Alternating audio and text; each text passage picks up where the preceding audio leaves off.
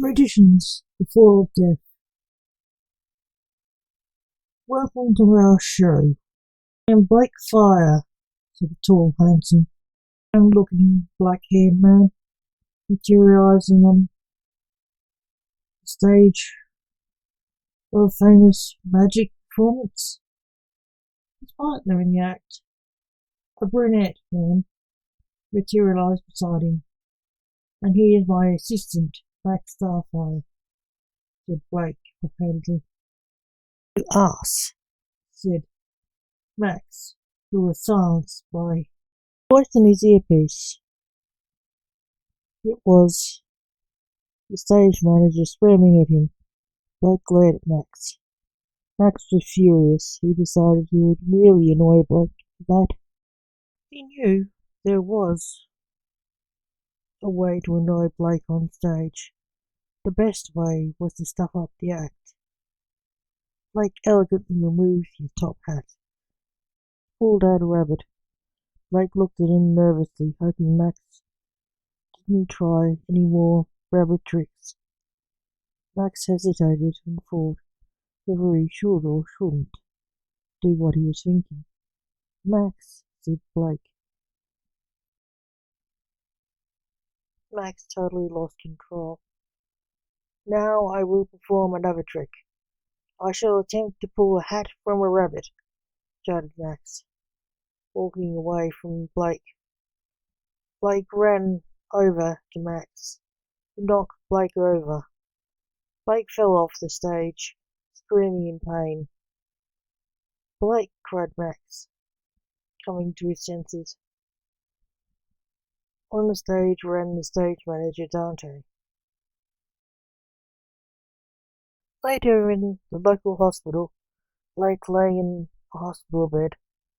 Dr. Death, why are you here? Asked Blake's least favourite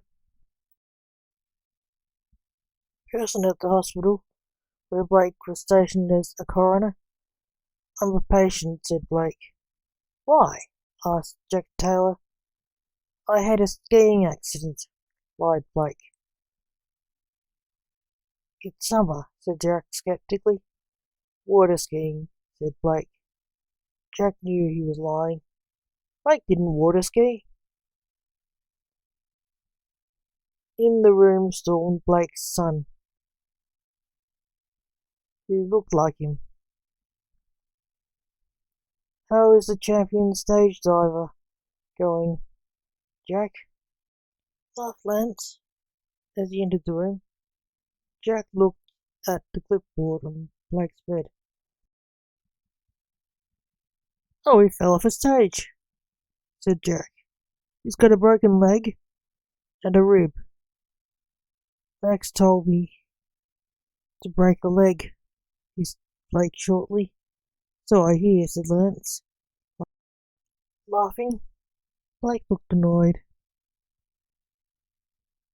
Some time later in the afterlife, there was a loud, horrible scream heard ringing around the halls of the entrance of the afterlife. Was it a tormented soul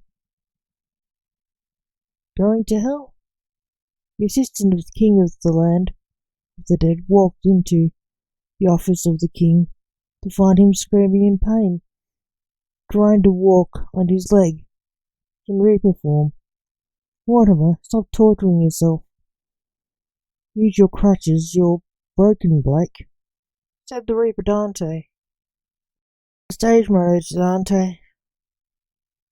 You are disturbing the dead. I was trying to leave my body. It really hurts when you're broken, said Mortimer, Blake's reaper form. Blake was his body, Mortimer his soul. How is your body? Asked Dante, opening the door of a broom cupboard in the room, and seeing the contorted body of Blake lying on the floor of the cupboard. That looks bad for him, said Dante. He's dead, he can't feel it, said Blake, closing the door. Mortimer leaped over to his chair, yelping as he did. Use your crutch, said Dante, aiding Mortimer Blake's crutch. How is your soul hurting anyway? I don't know, said Mortimer. The door of the room flew open, and Lance walked in. Where is the lost soul? Snapped Lance, who was also a reaper. It was your dad, said Dante. Oh, the fallen angel, said Lance. I'm no demon, said Blake. I just judge the dead. Oh, I fell off stage. You were in the paper, said Lance. Fallen Star read the title of the article. You wrote it.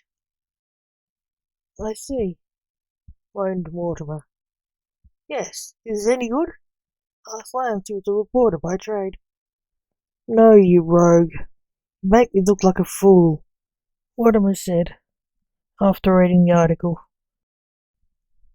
It wasn't hard. If you stage diving like you did, said Lance. I was trying to stop Max from killing another rabbit, said Mortimer. That crazy vampire